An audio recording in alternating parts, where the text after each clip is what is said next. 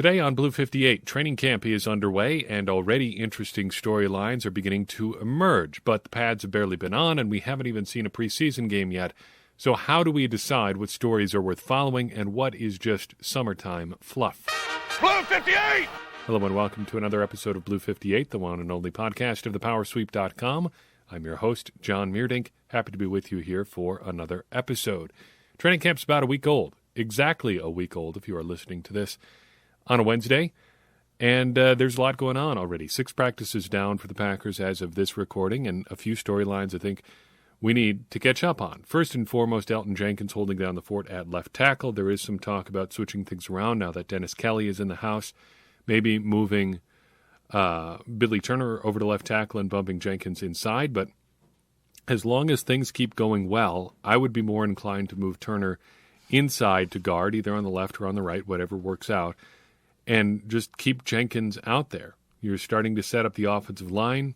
He's establishing himself at left tackle. He's worked there all offseason. Why not just let it ride and see what happens? He's your most athletic offensive lineman. He's your most versatile guy.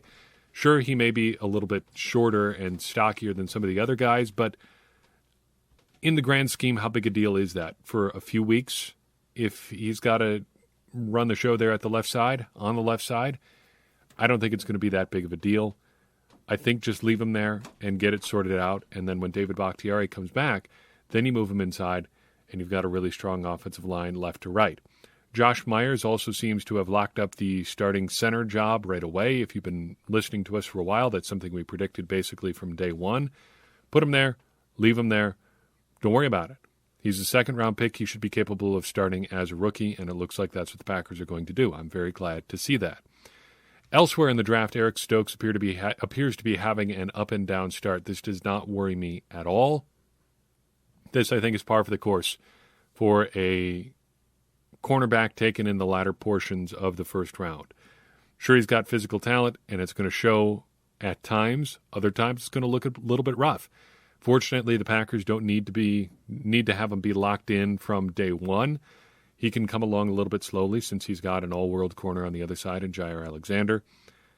It does make him a little bit more of a target if he does play uneven at the start. But, hey, it's repetitions and practice time is just going to make this better and better for him. So take your lumps now, and maybe by midseason, you're a lot farther along than you would have been had he not gotten this experience early. Kevin King's injuries, I guess, helping the Packers in a weird kind of way right now. Also uneven Jordan Love. This does bother me a little bit more. In his second year, after an offseason where he got all of the reps, top to bottom, we shouldn't be hearing week in or day in and day out that he is uneven, inconsistent. One throw looks great. One throw, not so great. The physical talent has never been the issue for Jordan Love. The questions have always been about decision-making, accuracy, and consistency.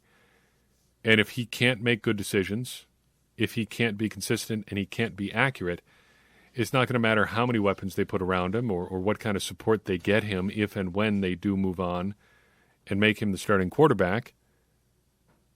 That's going to sink the ship. If you cannot be consistent, if you cannot make good decisions, if you cannot be accurate, right now Jordan Love is, well, he's pretty much failing to show all of those things. He just hasn't done it so far. Really interested to see what things look like for him in a real game, well, real air quotes, in a simulated game, a exhibition, preseason game, whatever, because we'll get a much better idea of what we're seeing outside of a practice situation. I think he's got to at least be good as Brett Hundley was in 2015, his best preseason effort. If he's not, there are going to be real concerns about what Jordan Love is bringing to the Packers if there aren't already. Next up, Patrick Taylor is off the physically unable to perform list. This is good news as a Patrick Taylor fan now for a while. I think the more the merrier in terms of position competition, and adding him into the mix with Kylan Hill for that number 3 spot and Dexter Williams as well just makes the whole group that much better and gives you more options to choose from. So that is good to see. Back on the defensive side of the ball, Kamal Martin is in the midst of a position change. A day after it was reported or speculated at training camp that he was maybe shuffling down the depth chart a little bit. He seems to be changing positions altogether, moving to outside linebacker in Joe Barry's scheme. A couple questions about that. First, is it that they just have other guys they like better, or is Kamal Martin genuinely struggling? Because one of those you can work with, one of those you're starting to hit the panic button a little bit. If he legitimately can't do it in the middle, you have to do things like change positions. Secondly, when they say outside linebacker, do they mean off the ball outside linebacker, or do they mean a true edge rusher? If they're switching him over to edge, which doesn't seem super likely, how's he going to fit there? It doesn't seem like he has the body type to really make that position work. If it's an off-the-ball outside linebacker, what kind of roles are there really for him there? Because if you look at the scheme Joe Barry is probably going to run, again, conjecture because we really don't know what we're supposed to see from him because he doesn't really give us a straight answer, it's going to be probably 2 or 3 down linemen, 2 edge rushers, and an inside linebacker off the ball, and 5 defensive backs behind that. A 5-man front, a linebacker, and 5 defensive backs behind that. That's your base. Where does an outside linebacker fit into that group? Anybody's guess, and we'll just have to wait and see, but this does not seem to be a good sign for him. On the bummer news front, Simon Stepanak appears to be hanging it up, retiring here in his second year, and the word from Bill Huber at Sports Illustrated, or Fan Nation, or whatever they're calling that division of their digital media now, says it's a mental health thing, not a physical health thing. And we're not going to hear from Simon himself, so we don't know exactly what that means. But just from the outside looking in, I would say there's probably a fair bit of strain and stress that comes with trying to make it back from an ACL injury late in your final year of college football and just not being able to quite get all the way back. So just in the interest of saying I'm not going to stress myself out by trying to make something happen that is probably not going to happen, just hang it up. That's how I would feel, I suppose, if I was in that situation. Obviously not trying to speak for him, but totally understandable if that's the circumstance. And a real bummer because you liked a lot of the things that you could see from him in his pedigree. He probably would have been a mid-round pick had it not been for the injury, and that's just a real shame that it ends this way for him. But kudos to him for going out on his own terms instead of sticking around doing something that you don't feel great about, only to have someone else make that decision for you. Gotta praise him for that. Daniel Crawford comes to the roster today, a new tight end out of Northern Illinois. He comes after another retirement in camp, wide receiver Bailey Gaither calling it quits, evidently seeing the writing on the wall at the wide receiver position. He too decides to go out on his own terms. Crawford, a smallish tight end. I don't know how you can really say that about a guy that's 251 pounds, but 6'2", 250, in the 240s, a couple other spots I saw. Played a traditional tight end role at Northern Illinois, reasonably productive there. Averaged almost 11 yards per catch over his final 2 years there, according to Paul Brettel. And he has a relative athletic score of about 6.81 with one caveat. That 6.81 comes if you switch him to fullback. As a tight end, because he's a little on the smaller side, it bumps it down significantly. What does that tell us? He's probably going to be another Dominique Daphne H-back type player. And that is what we've come to expect from Matt LaFleur and his offense. He likes those more sawed-off tight ends, the traditional Mercedes Lewis Y tight end that all the film junkies like to refer to, is kind of a thing of the past in the NFL. You got to be able to run fast or block like a fullback and catch now and then. That is the modern non-traditional tight end. So if you're not going to be Robert Tonyan running down the field making plays, you're going to be Josiah DeGuara or Dominique Daphne or, I guess, Daniel Crawford. You're getting a shot. I think he's probably last in line right now, but you never know what can happen. Dominique Daphne was kind of in a similar situation not all that long ago and ended up having a pretty nice season in 2020. Randy Ramsey appears to be down for quite some time with an injury of some sort. It's unclear what that injury is, but it appears to be serious. It appears to be a knee injury of some kind. And I mention this for a couple of reasons. First, because it's just a bummer to see stuff like this happen in training camp. But second, because of how it affects the edge depth chart. The Packers are pretty thin at edge rusher as it stands right now. You've got Za'Darius Smith and Rashawn Gary, who are, solidly 1 and 2. Preston Smith, who I think fairly can be characterized as a question mark this year, even if he is showing up in better shape and vowing to be a better player than he was last year. That's all well and good, but we got to see it first. And then beyond those three, it's a bunch of question marks. You had Ramsey, you had Jonathan Garvin, and then you had a lot of question marks beyond that. So we'll wait and see what the prognosis is for Ramsey, but if he is out any amount of time, I want to do a little bit of shopping and see if you can find somebody with a little bit of athletic upside to at least slot into that role and maybe soak up some special team snaps like Ramsey did. Finally, the wide receiver number 6 battle seems to be, as expected, shaping up to be a fight between Equanimeous St. Brown, Juwan Winfrey, and Malik Taylor. Winfrey, the clubhouse favorite, at least it looks like right now, but Equanimeous St. Brown at least reportedly making a push here. And Malik Taylor, of course, hanging around as the, I guess, de facto incumbent here, the guy who was actually on the active roster last year and played the most out of all 3 of these guys. But this leads me into the next segment that I want to talk about on the show today. How do we know what's real and what's not real? Chiming in from the Discord server, Rayse Pei Bay, one of the regular commenters there in that space, and you should check that out if you're a Patreon user, and if you're not, head to patreon.com/thepowersweep and become one. You'll have access to that Discord server as well. But anyway, our buddy writes, how much stock do you put in training camp performances? I've seen discussion about Equanimeous St. Brown having an amazing camp with incredible catches being the norm. This feels familiar to previous off seasons with said player.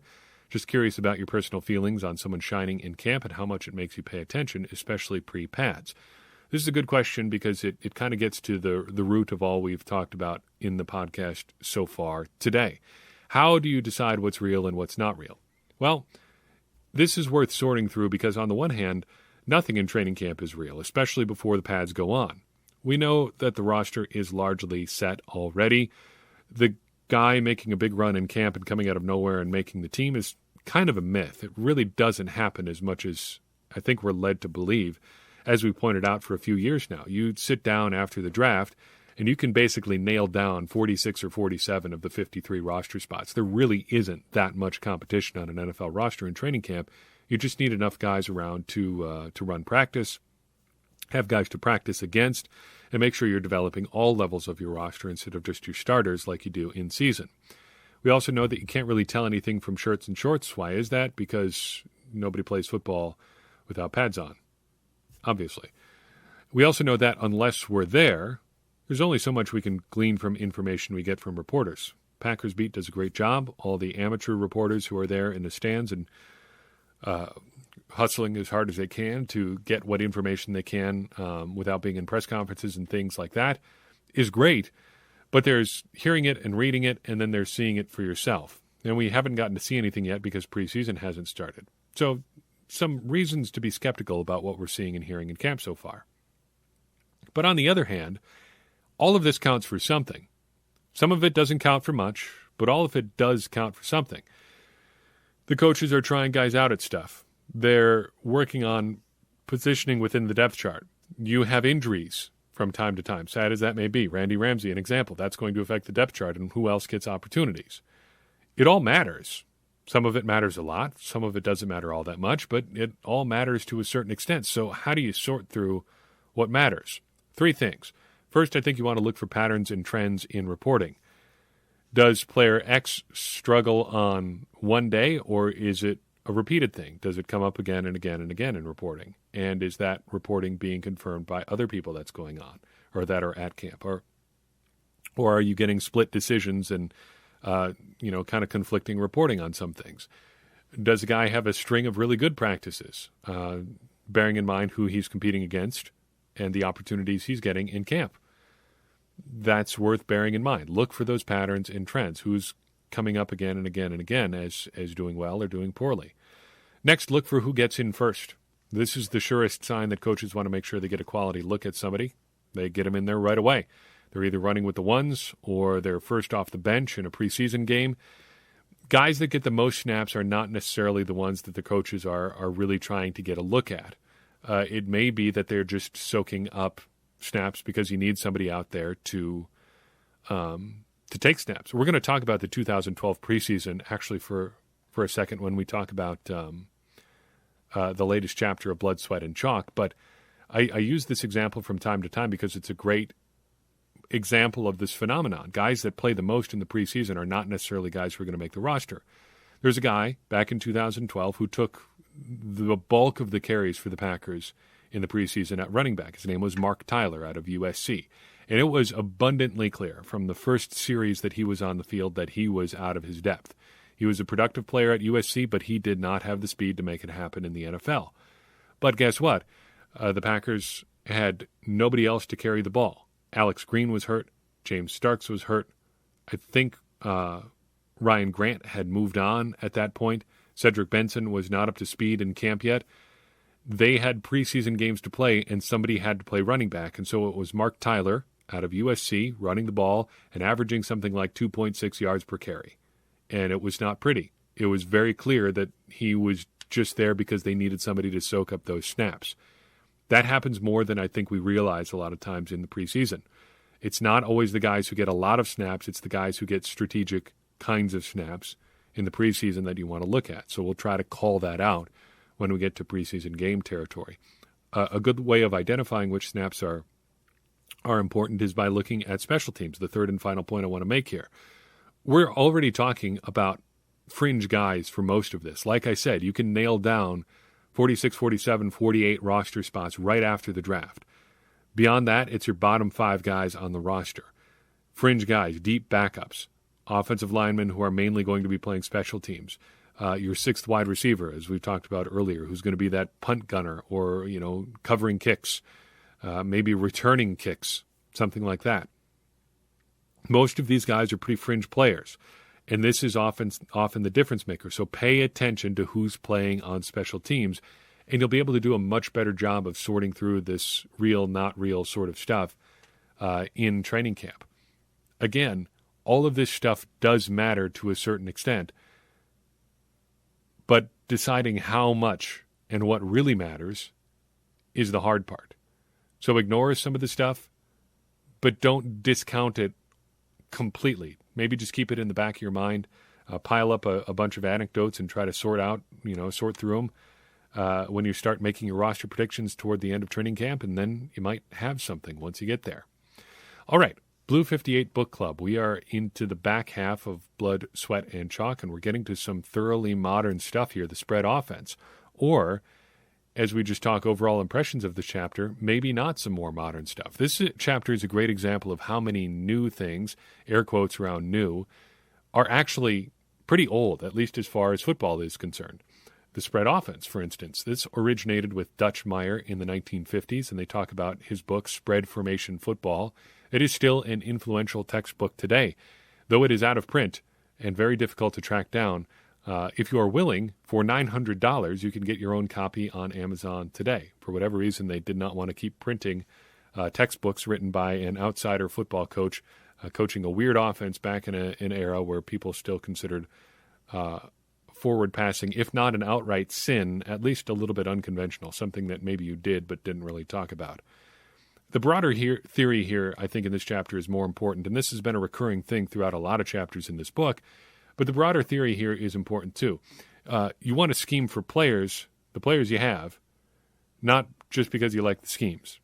So every scheme and play that we talk about in this book has been mentioned so far because it's effective, it's worked. But not every scheme works for every player. And that's what came up again and again and again in this chapter. You're always going to have players on your football team, and those players might not want to fit or might not fit what you want to do. So make your scheme fit your players. How can you maximize the talents that you have? This is something we got on Mike McCarthy a lot for down the stretch during his time in his career in Green Bay. It never really seemed like he was terribly interested in changing his scheme to maximize the talents of the players they had. So in 2013, think back to that year. Randall Cobb's banged up a lot. Jordy Nelson's a little bit hurt. Devontae Adams not on the way to Green Bay yet. So you've got a lot of young, inexperienced players. Jarrett Boykin, Miles White. How do you make your nuclear-powered passing game work with your all-world quarterback in Aaron Rodgers? Well, ideally, you would figure out what those guys can do well and put them in positions to do those things well. But Mike McCarthy just kind of said, what if we did the exact same thing we did in 2011 when we scored 1 billion points, but, it with different players? Huh? How about that? Didn't really work out. And the Packers struggled on offense for a lot of that season. And then again in 2013, when Aaron Rodgers goes down with the collarbone injury, you can't run your, what I just said, nuclear-powered offense without Aaron Rodgers pulling the trigger. But that didn't stop Mike McCarthy from trying to do that. Fit your schemes to your players. Don't just pick a scheme you like and try to run it with whoever you have. A couple interesting notes from this chapter, too. I love this description from Greg Davis because it kind of describes a lot of my experience with writing and thinking about football. Layden writes, in his world, the defenders are one-dimensional cutouts that only have fronts but no backs. They are just letters squeaked onto a whiteboard with a Sharpie. And Davis goes on to explain that, he grew up as a quarterback, played quarterback in college. He's really only ever wanted to think about offense, so he's just going to try to think of ways to innovate on offense and say, hey, defense, you're going to have to react to me. A lot of guys, I think more and more in certain schemes, approach football this way. They're not trying to pick on specific things that the defense is doing as much as saying, defense, here's what we're going to do. You try to keep up with us. And that was something that was always interesting to me, in college football. We would have our offensive team meetings, and we'd spend the entire time going over what the opposing defense was trying to do. And we'd spend so much time worrying about what the defense was going to do that I felt like a lot of times lost out on practice time figuring out what we were going to do. And sometimes you could even see that on the field. We'd have errors with stuff we tried to install to counter a certain thing on the defense because we spent so much time worrying about the defense and not practicing what the offense was supposed to do. That always struck me as a little bit backwards. Aren't we the ones in charge here? Don't we have the ball? Aren't they supposed to respond to us? Why don't we come up with things that we do well rather than worrying about what they do well? And if we got to tailor those things based on what they do well, that's that's something you have to do. You have to address from time to time. But ultimately, it's going to be about what we do well, and you have to get on our level, or you're going to get run over. Just want to mention too, since it came up often in this book, Vince Young running in the open field was a thing of beauty. And talk about a marriage between scheme and player. Vince Young at Texas, just that perfect pairing of player and scheme. Not necessarily the most accurate player, but in a lot of spread stuff, you don't have to be accurate because you're making very simple reads and very simple throws. A lot of opportunities to run, and boy, could Vince Young run. And watching him run, pulling up highlights today, prepping for this, still gives me a lot of joy. Almost 15 years later. Well, yeah, I guess 15 years later, looking at some of those highlights. Just arms and legs everywhere, chest high, head thrown back, had a very unique running style, but so much fun to watch. Mouse Davis comes up obviously a lot in this chapter. A perfect example of why we shouldn't call guys inventors of certain schemes or things, because he is quick to give credit to Tiger Ellison and people who came before him, even for his signature offense, the run and shoot. So maybe he was not so much the inventor of the run and shoot, but the popularizer, maybe the innovator, the guy who takes something that exists already and builds on it. Speaking of Tiger Ellison, did you happen to catch the theory of Tiger Ellison's run and shoot as described in this chapter? I'll quote it to you. Blocking schemes were identical for runs and passes so as to not tip off the defense, and Ellison made a sincere effort to make every pass look like a run and every run look like a pass. Does that sound familiar? I think so. It sounds a lot like what we're seeing in Green Bay, and basically what Matt LaFleur talks about. Tiger Ellison only had 40 plays in his playbook, 20 runs, 20 passes, but he made everything look the same and thus installed in his offense the illusion of complexity. The very last point in this book I thought was a good one. and I'll quote it again directly, football archaeologists understood that even when the run and shoot did not lead to big victory numbers, it always advanced the cause of innovative offense. And I sat with that for a while today because the goal obviously is to win. But if you can't win, what's the next best thing? Maybe just change the game, make it different than it was before you came. And I think about stuff like that a lot with the podcast or a lot of things in life. Chances are most of us aren't going to invent the next big thing or even, looking at Mouse Davis, innovate the next big thing, popularize something that's really popular. But what if we can change things and make it better for people who come after us, maybe working in a similar space, coach up somebody who wants to start a podcast, help them if they want to start a blog or whatever your field happens to be. Advancing the cause of something you care about might be just as important, if not better, than being the absolute best in your field, reinvesting into something you care about. Because I think that's clear about all of these schemes, whether they led to, changing the game and, winning national championships or Super Bowls or whatever, or just making it possible for the next guy to win big with something that you taught him. Maybe the second one isn't so bad. It'll just be the hardcore people, like Tim Layden or, people like us talking about you down the road in whatever field you happen to be, saying stuff like, well, everybody uses the spread, but you got to remember that it was Mouse Davis and Tiger Ellison and, all of those guys who really innovated to make that possible. You can be successful and be that kind of person too, even if you don't necessarily have the Super Bowl ring or the national championship to go with it. Finally, in terms of Packers connections, got to mention here both Cedric Benson and Vince Young. Both of them had brief stints with the Packers. Vince Young I've written about fairly extensively at thepowersweep.com. Google that sometime if you haven't. It's a fun look into his brief tenure with the Packers and how maybe that could have gone a little bit differently had things shaken out a little bit differently for him. But Cedric Benson also should get a mention here, in part because he has passed away in somewhat tragic circumstances, an accident that led to his untimely demise. But he did play a few games with the Packers in 2012, 5 games as a matter of fact. Just 248 yards on 71 carries, so not spectacular numbers there, but helped stabilize the running back position early in the season before an injury ended his tenure with the Packers a bit too soon. But fun trip down memory lane thinking about him. Even if he wasn't a great player, it was still exciting to have him in Green Bay for a time just because of the stature of player he was at the college level. So cool to see him stop by, and he's a little bit of a nugget in Packers history as well. So I've got for you in this episode. I appreciate you listening in. If you enjoy this podcast and think somebody else would too, it'd mean a lot to me if you would share it. It's going to help the podcast grow and get more people involved in this conversation we're having about the Green Bay Packers, which in turn is going to help all of us, me included, become smarter Packers fans. Because as I always say, smarter Packers fans are better Packers fans, and better Packers fans are what we all want to be.